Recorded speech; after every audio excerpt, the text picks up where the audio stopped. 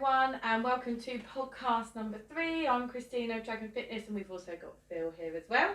Yeah. As promised, we are answering some questions of everyone today. So yeah, here we are. Let's crack on. Had some questions in, so I'm going to let Phil. Yeah. He's written them down. I've written them down. I'm not the one all prepared today, which makes a change. So So we're taking some of your questions. We're just gonna ask each other, I suppose, and give our opinions. So one of the first questions we had is, what does your current daily routine look like? I'll go first. Yeah, you can go first. Okay, so right, I suppose, I mean, if we're talking from daily routine, I'm not one, even at the weekend, I'm not a person that lays in. I don't get up ridiculously early, set the alarm for sort of 6:45, but don't hang around either. So once that alarm goes off, pretty much up.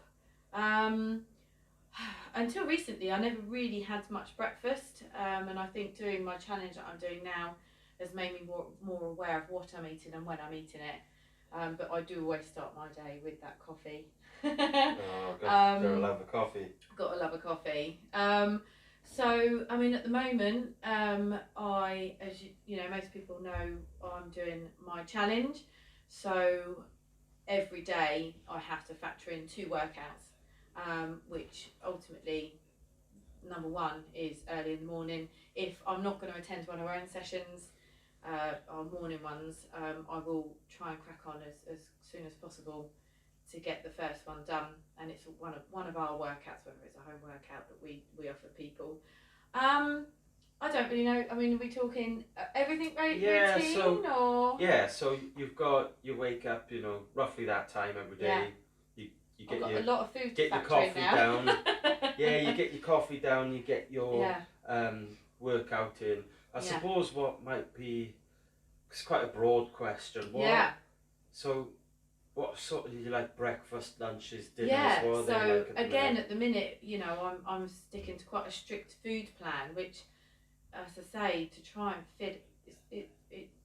I mean, 1,700 calories, to some people that sounds absolutely loads, to others it doesn't sound enough, but it's a really good amount of food. It's a good breakfast, lunch and dinner. Something that you're not quite used to consuming, isn't it? No, and with the shakes and snacks. So one thing I will say, I suppose, after sort of making sure that I fit the food in and around my workouts, because just carrying on the rest of my day, I then usually do a workout a bit later on. I think the biggest thing for me, as far as my daily routine goes, is at the end of the day, is I check the next day's food diary, workout diary. I try and start my day from the day before, I suppose, that in a long-winded way round. Not just before I go to bed, but I'm one of those, I sit down, we do eat quite late at home, just because the way we work. But once I have sat down, rubbish TV on in the background, I check the food plan for the next day, make sure that if anything needs getting out, and just make sure that I am got the time to fit in whatever my schedule is. So I say, I get up and I do these things, but I have to make sure that it's all prepared really the night before. Yeah. And that's, I think I'm lucky compared to a lot of people. My diary is a bit weird. If you know me, I do lots of different jobs, but they don't really mean that I'm out the house from like 8:30 till 6 every day. So I am home probably more than most, but I'm running around a lot at the same time, which means I can fit things in. So a little bit easier, I think, I suppose, in that respect, but still got to be organised. Organised, that's probably the biggest thing. My day has to be organised. Key to success is preparation, organisation. Every day is different for me in work-wise. So, so that's me, really. Yeah, so fairly similar morning routine for me. I'm up around between 6 and 7.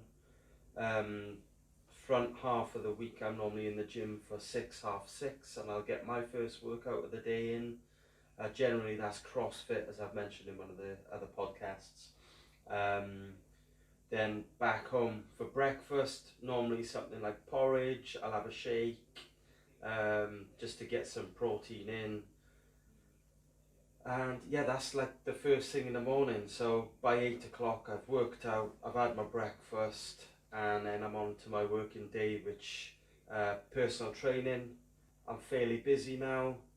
We got our classes Tuesdays and Thursday mornings. So yeah, pretty much, but a bit different to Christina, whereas like I'm out of the house pretty much all day. So my lunch has to be sort of made, prepared, take it with me. So, you know, I'm out with a lunch box every day, full of fruit, salads, chicken salads. I'll have wraps, a sandwich occasionally.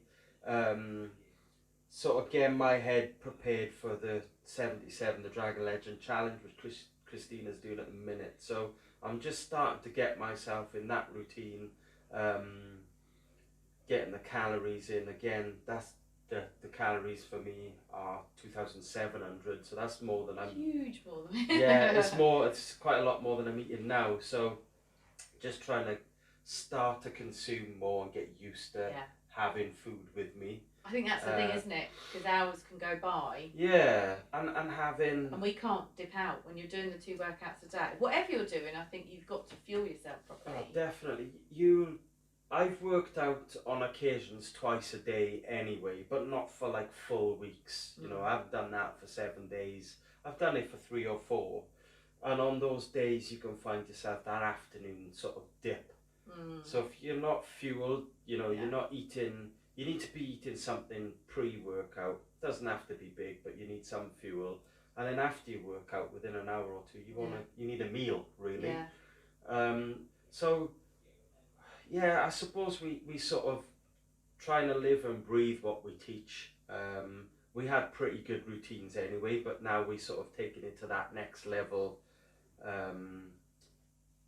So especially when it comes to our 12-week transformation program, we are preaching what we are putting on others. With all those changes they are making. That's what I suppose it's making more of a difference to our just daily routine. Yeah, different type of effort, because they're having to flip their routines on their heads. So we needed something that we had to do the same. So and it all comes down to preparing. So prep. So that's my morning. I PT generally if we're not doing our sessions in the mornings. I'm PTing from like 9 o'clock. Pretty much every hour or every hour and a half to 2 hours. Mondays are quite late, so Monday and Tuesdays are late. We have our classes on a Monday and Tuesday evening, so don't get to eat till 8:30, 9, quite late. I don't know I try and do like the slow cooker meals on those days. Love a slow cooker meal. It's a good way of doing it. Again, you can't. We use our recipe packs at the minute, and we've said it time and time again. we post free meals. We've even put free packs on Facebook. Look out for them, because you know they cost money. So normally we put them on for free. Grab yourself a little bargain there. But you can't go wrong. No. Can't go wrong with the recipe packs. That's all I'm eating is our recipe packs. Yeah, and like I've made a real shift onto the recipe packs the last few weeks, and I am feeling the difference, definitely. So that's question number 1. I'm kind of halfway through here, and so basically I'm up. The morning is what sets me up for the day. So when you look at a daily routine, if your question is more in your head, how do I get my daily routine better or whatever, it's all about, Christina said prepping, so she'll start the prep the night before. It's all about getting the morning right. And something I read years ago when I was in construction and we were getting slammed from day to day was, you win the morning, you win the day. And that's something I do now. You know, if I sleep in, it's on a Sunday and I'm up around 8 o'clock at the latest. That's the only day I'll have like a lie in. But I'm up 6 to 7 pretty much every day. I'll start your day off with something positive. Whether that's drinking a pint of water, which I've been doing. I find that really helpful before. I love a coffee and I'll have a coffee, but I'll try and drink water beforehand. Or something simple like make your bed. Just start your day off with a positive action, and just keep those little positive actions going, and your daily routine will get much better. That's my Don't try and tip. do too much at once if you're changing. One little Step at a one time. step at a time. Yeah. With big leaps in the future. So, second question: what is your go-to drink other than water? Great question. It's not gin anymore for you, is it? No. So, yeah. I don't even miss it now. No. Well, no, but then I haven't been out with my hardened drinking friends. So anybody who knows me knows I like a wine or a gin. But I wouldn't usually drink water or gin. Yeah. No, to be fair, even water's a new one for me. I have been a orange squash drinker, shall we say? You know, your normal, probably full of rubbish. Sugar-free squash.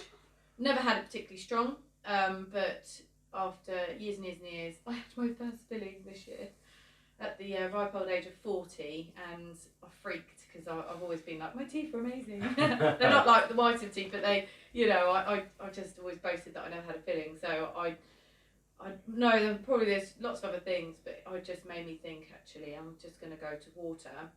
And weirdly, I haven't missed that either. So not only have I given up wine and gin recently, I've given up squash. Squash, yeah. Which might It's sound harder to really ditch silly than for some gin. people, but yeah. So really, all I am drinking is water. I do like my coffee, and it depends on the day. If it's a cold day, like we've had some really weird weather recently, I'll probably have more coffee if it's cold, just to sort of makes me feel a bit warmer. Yeah. Do you know what I mean? In the summer, that's I something probably I find I do if it's colder. If the summer, I probably just sort of go off it a little bit more. Just probably won't have so much, and water just naturally takes over. A colder drink naturally takes over when it's warmer. So that's it. I did have a treat the other day. We went to a pub for my sister's birthday, and I had an apple diced. Push the boat I out did there. push the boat up. No, so water, just water, and the coffee. Yeah. Love a coffee. Usually black, but I will have milk in it as well sometimes. Yeah, I'd say the same at the minute. Like I'm well into the water. You would have squash, wouldn't you? I would have squash. Yeah, that's something I've ditched. Probably because I'm not having it here. Yeah, I can't say I've drunk squash for a couple of months. I did have one at the weekend. Special occasion. My kids round. Yeah, no. Water, pretty much all day long. Coffee, I'll normally have one in the morning, one around midday if I can fit it in, and I'll do like a cup of tea in the evening now. So I've been doing that, having a cup of just a normal tea. Just a normal cup of tea. Can I just point out though, on a Tuesday when we do our work, we do our admin day, we probably have about 5 cups of coffee. Yeah, that like sets me up for the week really. I have my week's worth of coffee in a day. That's why like I go to sessions on Tuesday evenings and I'm probably like wired. A little wired. Water, coffee, a cup of tea in the evening. I don't drink coffee now after like 6 p.m. Why's that? Why? So I've never been one of these people, right? That they say like don't drink coffee after certain hour. I've never been one of them. Yeah. But before I drink coffee, I could drink coffee on the bedside table. Oh yeah, no. Turn over and go to sleep. Yeah. But yeah, I think because I'm drinking so much water now. You haven't got room for coffee. Literally, I'm the toilet all the time. No, so I'm the same with coffee. It doesn't bother me. I literally could think, oh, I'll have a coffee and then. But I would say my sleeping is better since increasing the water content. Yeah. So trying to hit 3 litres a day now, like every day. No reason for it, but just health really. Is it drinking 3 litres a day, and definitely sleeping better. Yeah. Peeing like a racehorse. Yeah. But I'm sleeping better. So. Yeah. Getting up 20 times. Yeah, let's get my steps sleeping in. better. Yeah. So I think that's it. Water and coffee. Yeah, sorry, I know that's not much fun, but we're not selling this PT game to you, are we? Anyway, so I love this question. Why do you put so many burpees on your boards? Probably because everyone just dislikes them. Yeah. To be fair, this is more aimed at you because I do put them on occasionally. Yeah. But you are the burpee king. Yeah, I think when people say they don't like something to you, you sort of give them a bit of you grace. You need to learn your lesson here, people. If there's anything particular you don't like, don't make it really obvious. Yeah. Burpees, full body exercise. Yeah. No equipment needed. Yeah.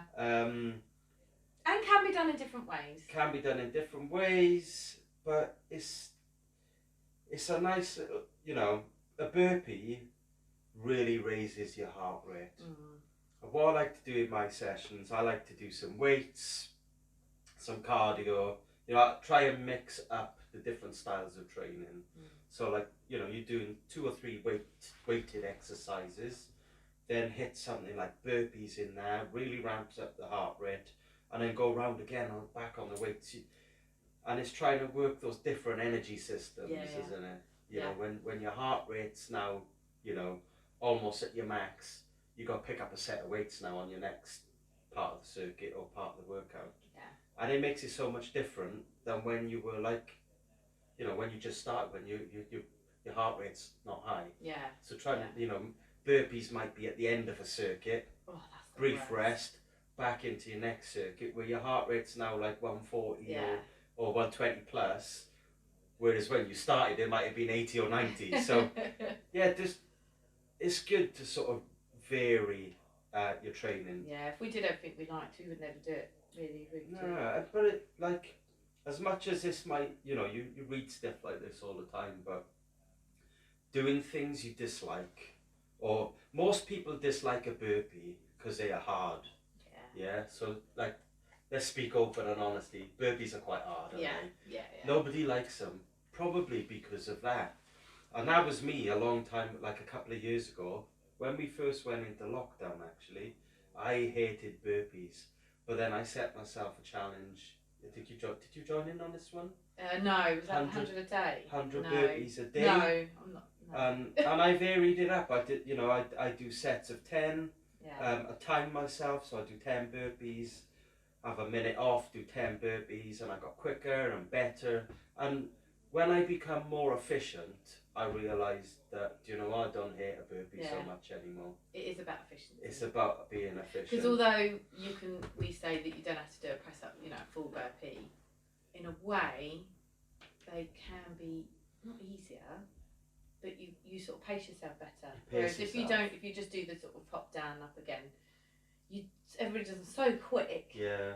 That's something I learned from CrossFit in a way, and not just the burpee, but like if you're doing so many reps or so much time, if you go like, let's just say balls out, you go as hard as you can, and you last 20 seconds, you're going to spend the next 20 seconds doing nothing. Trying to recover, yeah. So rather than like going that way, slow yourself down but last for the 40 seconds. Yeah. Or slow your reps down and do the 20. There's always going to be someone that's quicker than you. I won't worry about that because you'll be quicker at them at something else. Yeah, unless you're competing at something in a race fashion, you don't need to do that. You can go, use the people around you to push to go a little bit harder than what you might do if you were at home.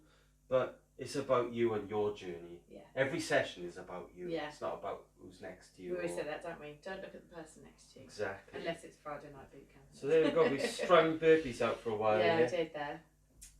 So this is a good one. What's the difference between like a HIIT session to maybe other sessions like strength session or a usual circuit, or I suppose what the benefits of HIIT? Well, I suppose it's like anything, isn't it? If you're just doing strength, then HIIT. They're strong. Yeah. Well, everything has the benefits, I suppose. I think it's the thing with HIIT training is varied. Yeah. Quick, fast, quite intense. Like you were saying, you get the heart rate up 1 minute, and then the next, it's recovery. Yeah. I actually find I definitely burn more at the HIIT anyway. So I definitely burn more calories because I do this, I clock my watch every session. Yeah. And my HIIT circuits for me more It's calories. where I burn Yeah. more. So they will say, and just like what you pointed out there, is a HIIT session be very good for fat loss or weight loss. Yeah. HIIT stands for high intensity interval training. So that's a lot of stuff where like you'll see Tabatas. So you know you go full on 20 seconds work, 10 seconds rest. You'll do that for like 4 rounds or 8 rounds for 4 minutes. So really high intensity training where you are maxing out really. So anything where you're like maxing out resting, you're gonna be sweating like a pig.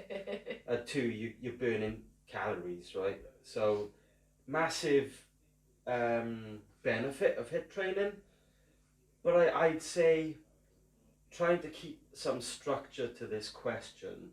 HIIT training is great, and I would advise people to do HIIT training, but then on the flip side of that, if you haven't got the basics, like moving correctly, like posture, form. Yeah. You'll hear us, we probably bore people to tears who come to our sessions about form and posture and whatnot.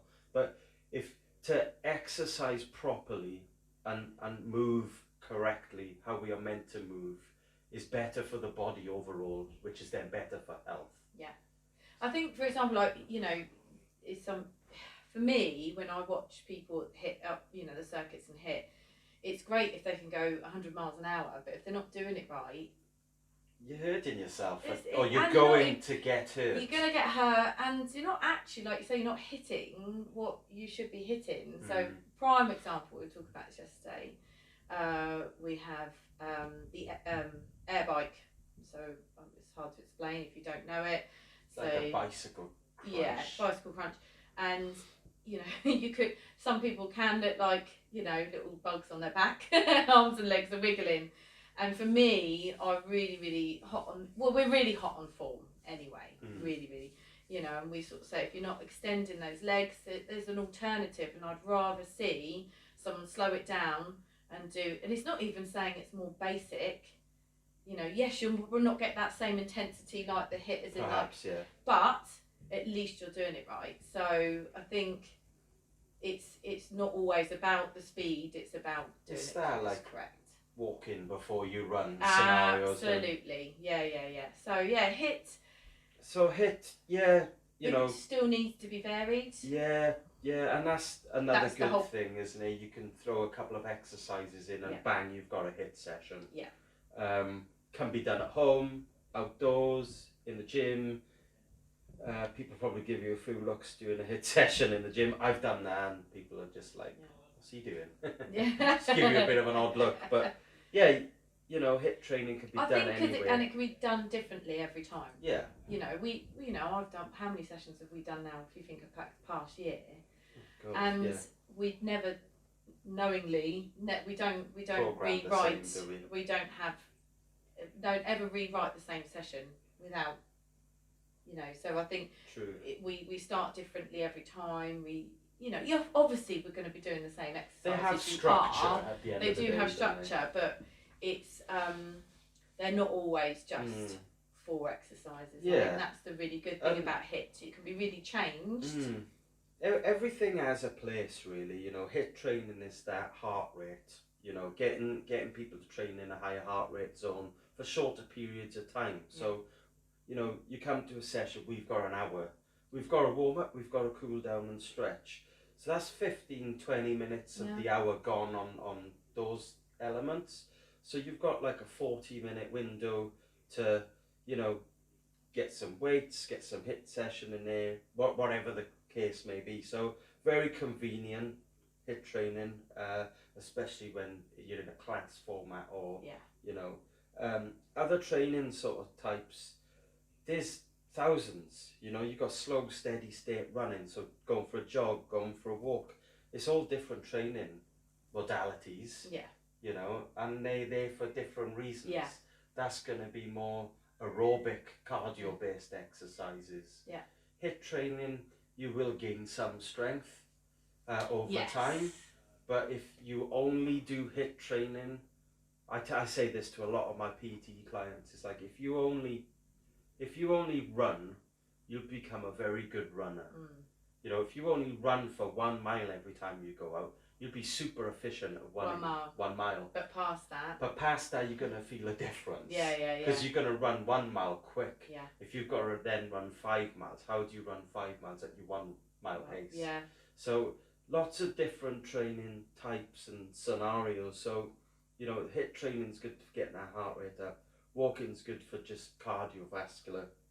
Strength training, who doesn't want to get stronger? Yeah. Like strength training, it will build your cardio up, but it's not. When you go strength training, you're generally using a different energy system. So you go anaerobic. Yeah. So you're not using the oxygen. Quite techie now. Yeah. But you're using a different energy system. Yeah, because anybody that's done our strength, you know, you can be, you know, a minute of something completely puffed out, like you feel like you've just run around a few times. Yeah. But it is a different way of training. But I think another benefit of HIIT actually is quite fun. It is probably fun. I think that's why it is quite popular, especially group training, because people get in the for that 45 seconds you know, maybe you're not being able to talk to the person next to you, but actually it's quite an inclusive thing. Yeah. Very and you get a good rest after a HIIT. Yeah. A circuit or a whatever. Yeah. And a good example actually is your dislike of mountain climbers. You chuck them in a Tabata or something like that and you're like, that wasn't too bad. That's brilliant last night. So especially. Benefits of HIIT, short, sharp, bit of fun, you know, and you do get fit. Yeah, you do get fit. So there you go. Any more on that? Oh yeah, that's should we move on? Yeah. Okay, so this is directed straight at me. I know which one this is. Shall I ask it? Go on then. Okay. Right, I don't know why I've got a paper because I totally know what it is. So, why do they call you Evil Phil? I'm not evil. Actually, this is probably a pretty good story if somebody could tell it good. So during our Wonder Woman... Goodness, that was over a year ago. Yeah, it started a year ago. We had a great lady, Rach. She's become a bit of a friend of ours. Love her to bits. But so it was all pre-recorded. So 36 workouts over the 12 weeks, wasn't it? Christina recorded a workout. I'd record a workout. And we delivered them online every week. And it wasn't particularly order to it. We just picked the ones we did, didn't we? Yeah. So we kind of, you know, it was all planned. It was progressive throughout the 12 weeks. So we got harder and harder as the 12 weeks go on to progress our clients. And I don't know if this was like week 3 or whatever. It just sort of changed, didn't it? Just ramped up the first step. I'm not quite sure how you ended up with the nickname though. I don't know. Yeah, it's probably more Christina, but it landed on me. Anyway, so we had like a lovely video from Rach. Can you remember this? Oh yes. There was a few F's and Jeffs stuck in there, but she was sweating. She'd just done one of our sessions, probably one of the ones of my videos. And her first words were like, "Phil, you were evil." And it's kind of stuck. Yeah. So since that day, within that like group, because we have a WhatsApp group for any of our Wonder Woman, literally is stuck. Evil Phil. Yeah. So that's what I'm saying. You must have got the evil videos, or maybe you just come across as evil. I don't know. Yeah.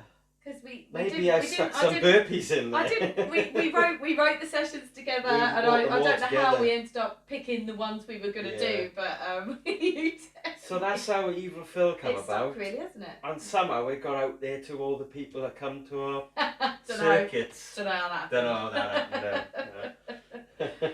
So maybe we should ask the worker ladies, because you've taken the last couple of sessions, haven't you? I have. See what they think. Yeah. I might do that. Secret text message. A secret message. Feedback. We will talk about you behind your back. Yeah. That's it. I did recently get nicknamed, didn't I? Psycho Stina. Psycho Stina, because I wrote a board. And who named you that? That was Mel. Mel. Yeah. But that didn't stick, because obviously I'm so nice. Yeah. It's only because Mel hasn't been down for a No, couple of yes, weeks.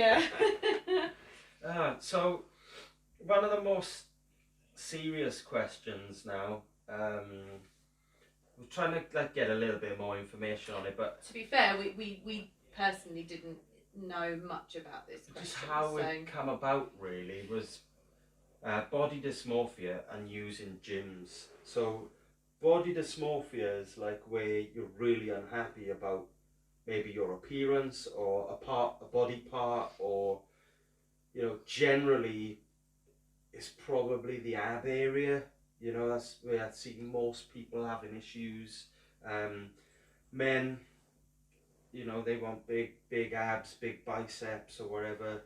Ladies nowadays are trying to get big booties, flat stomachs. Yeah. So body dysmorphia is something that is recognised as a mental health issue now, and I can see why. So it's trying not to sort of label it in a way, but constantly looking in the mirror, unhappy with your appearance, seeing yourself just differently to, I suppose, seeing yourself differently. So other you to everyone else telling you look great, you look in the mirror, you don't see that yourself. Yeah. So this can be quite damaging on your own sort of mental health, how you perceive yourself, or everything you're doing you're not seeing the benefits of. So that crossing with like using a gym, a lot of gyms nowadays full of mirrors, full of people. I have used gyms, and I use a CrossFit gym at the moment, but the gyms I've used, like Pure Gym and stuff in the past, there are women training in like little hot pants, the sports bras, and that's all they'll have on. There's guys bulging muscles, tops off, and that's even intimidating to me. They look like amazing. I'm fairly happy with how I am, but you always want to look slightly better. But then what I would say is like, don't train for looks. Put health in front of how you look, because you can look amazing, but doesn't necessarily mean you're healthy. Yeah. So I would definitely look to train, for health, nutrition, feel better about yourself. So a couple of things that I've made a note of that I think could help somebody who feels that way. Obviously, depending on how extreme you may have body dysmorphia, then definitely check out with a GP if it's at that level. But possibly look to train outdoors. Now, training outdoors, for me, you probably back me up on this. Yeah. Is it a better feeling? Totally. Yeah. I know some days are miserable and cold, but once you've cracked a session... It's funny, I suppose I don't even really... yes, there's that moment of like, oh, I've got to leave the house, but actually, it is a weird mindset. I think when you train outside, even if it's crappy weather and it's raining, everybody sort of ends up, it's a bit of a laugh in the end, I suppose, but you just feel better. It's just fresh air. Fresh air just makes such a difference. I don't think there's been a time where I've trained outdoors and ever regretted it. No. And we've done snow. Oh, I've done some. We've done wind. Like, hail. I think actually the wind is for me, because when you're not training, when you're taking it as a coach, it's hard work. There's been times where we've done sessions outdoors, even in the last like 6 months, and it's bucketing down, it's windy, and in that moment when everyone's training, you don't even notice it. No, that's what I mean. So yes, when you've got to first walk out the front door, but when you're there, you don't notice it. Yeah, so training outdoors, it's just good. You're still training, right? No mirrors. No mirrors. You could go for runs, local boot camps, classes, or even at Push CrossFit. Where I started CrossFit did have mirrors. Okay. And I was at my sort of largest, so I was a bit conscious of that. I was very, if I was honest, very conscious. Yeah. And everyone in there was like, compared to me, I looked at them and they were like super fit. Yeah. So it didn't make me feel great, but it made me want to get better at what I did. Yeah, I wanted a better looking body, but I was more, whether this is CrossFit or just training in general, but there was like there was ladies there lifting more weight than I could with better form. People just like a lot fitter than I was, and I was like, I want to be that fit. I want to be able to lift that with good form. So I kind of parked the aesthetics and went more for the like performance, if you will, which kind of leads me on is to like have a bit of a workout program, or get someone that can help you to program workouts for you to keep you progressing, so you have something to focus on rather than how you look in the mirror. We've probably all had some form of body dysmorphia, I would say, where you might do a workout, or you might work out for a whole week and go back in the mirror and go, I don't see any changes. Yeah. I've done that. I've put my hand up. But now my workouts are now more to what I can do. Yes. You're progressing. You're mapping your progress yeah. what you're doing in the gym rather than yeah. what your stats are saying about you. Definitely. And then having that thing in the background there of concentrating on your health and bettering yourself, whether that's bettering yourself at, your runs, your lifting, whatever it is you're trying to focus on. If you do try and put that at the front, of bettering yourself, of bettering your health, hopefully you can sort of leave the mirror behind you a little bit, stop looking around you to what other people are doing, because every session is about you. Every single workout you do is for your health and your benefit. No one else's. And you're not going to perform the same as the person next to you. No, you're not. And then try and hang around with people. Yeah, I was about to say that. So having someone who people that are there because they want to feel fitter and better, rather than, like you say, how they're looking. And I think if you're all out to how you're looking, like you say, put those people around you that are going to be more beneficial to your headspace. It's a lot to be said about who you hang around with. Yeah. And I'd say that even in the last 2 years, the people I hang around with now just make me feel a lot more positive about like how I feel about myself. Yeah. Because they are not worried about what they look like so much. They're in it for the performance, for the health. Yeah. Just for that long-term stuff rather than, log in your exercise. I think you just mentioned that about sort of keeping track of tracking what you're doing. Yeah. And then lastly, maybe clean up who you follow online. I was just about social media. I would never want to say that body dysmorphia has come from social media, because I think it has an element, it has an impact. But definitely, if you're looking online, on Instagram, Facebook, and you're seeing people on there, it's gonna perhaps make you feel a bit worse about yourself. I think for me, I am. It's funny, isn't it? So I talk to friends and we say about things, and I'm not just talking about body here, but some people go, "Oh, that person's absolutely beautiful," and I look at them and I think, but it's all fake. So I do already have quite an outlook of like, it doesn't, as you know, I'm not a big makeup wearer, but I like to sort of, when I do my hair and go out, I do. But I think it's not about looking. Social media doesn't make someone, I don't think, like you say, have that mindset. I think people already have those. Yeah. They have that in them, but I very much like following people that on Instagram, and I think there's probably more women out there now, possibly just because I'm obviously looking at, who are a lot more real on their Instagram. You want to follow people that influence you rather than make you feel. Obviously, there's that lady I like who's strong, really, really strong. She's not skinny. She doesn't like show off, but I think she's just amazing. She's just a normal person, and I love following her because she's just normal, and I think that's the key thing. We don't just see posy pictures. It's her working hard and being a strong person, rather than just like posing. And I follow like The Rock, right? And obviously he is an absolute mountain of a guy, but love him.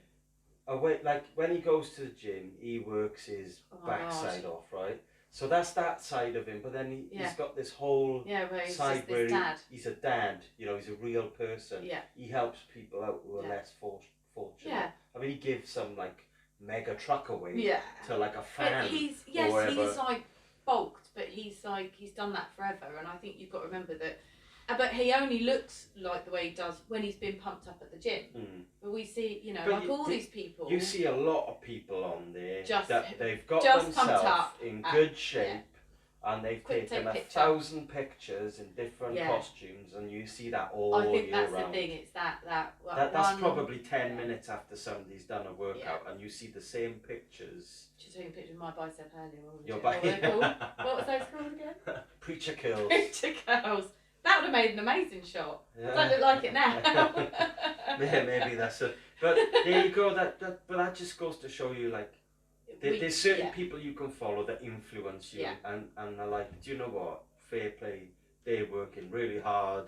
You know, they're healthy. They look good, but they have a human side, make more of a connection with you. Yeah. But then you got other people that just, you know, they've had a photo shoot done.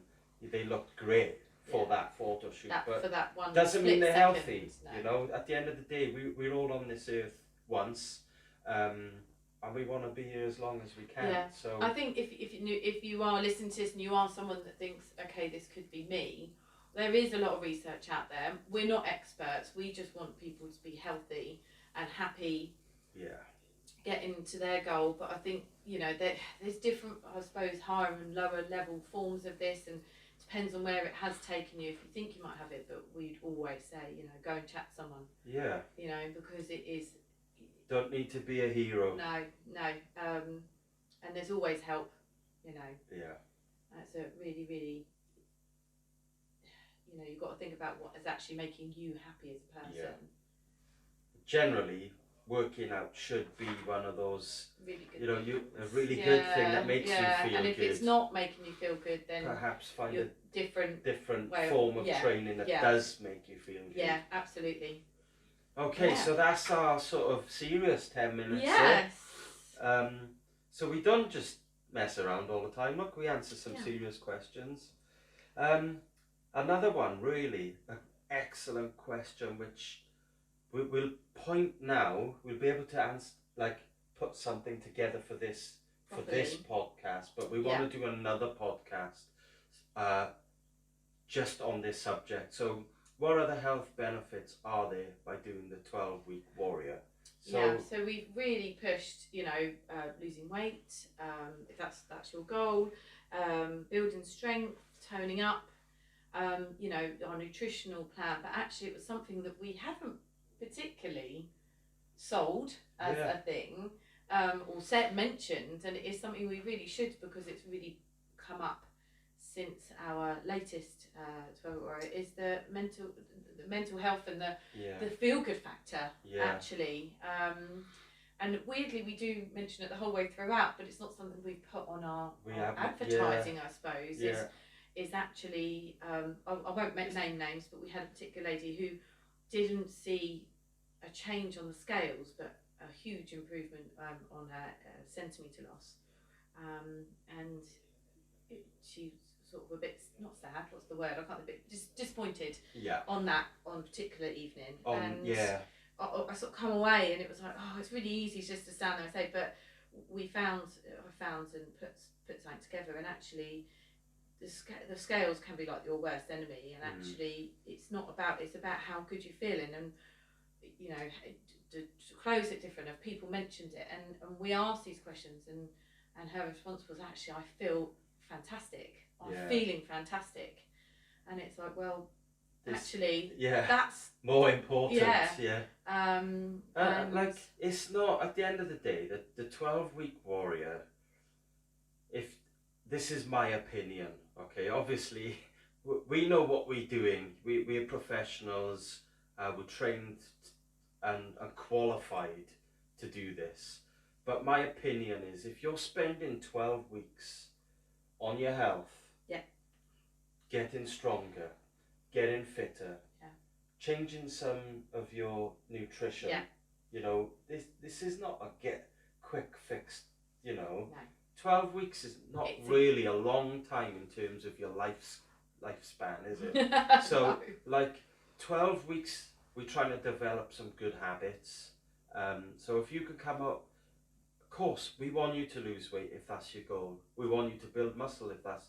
We want to help you in whatever way we can to get to your goals. But the 12 weeks is there to set good habits that you can leave after 12 weeks and still have those habits in place that you can have a healthy lifestyle. Yeah. So that's, am I right in saying absolutely. That's our shared goal? Yeah, oh, absolutely. Yeah. We want people to be healthy, and when you start becoming healthy, without doubt, you're happier. Yeah. You know, you're in a better place. So again, like Christina's saying, that this will really support your mental health when you're training regularly. You know, you're getting a bit of a just plan. All the elements on their own are like, you know, just the training, just the nutrition, you know, the routine. So we're putting that all together and supporting you pretty much 24/7. Yeah, well, we've been on at like midnight, haven't we, chatting and, and with our clients. Again, one of our ladies is, you know, like you're always there, and the group is always been really, really good, and you know, but friendships have been made, so I think that's really positive. But we will talk about that in more detail, maybe even do a video next time. You can see our pretty faces. Yeah. So. I put my wake up on that day. Yeah, me too. Yeah, so 12-week warrior, definitely something I don't think you have to be a beginner for, would benefit. Oh no, we haven't had not everyone's been a beginner. Yeah, so lots of benefits there. For anyone.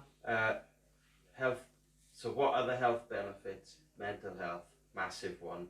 Yeah. Maybe even the biggest one, you could argue. Yeah. So we're going to do another video or a podcast on that. So if you want to know more about 12-week warrior, drop us some comments. Yeah. Any questions, so we can try and wrap them up into that video or podcast.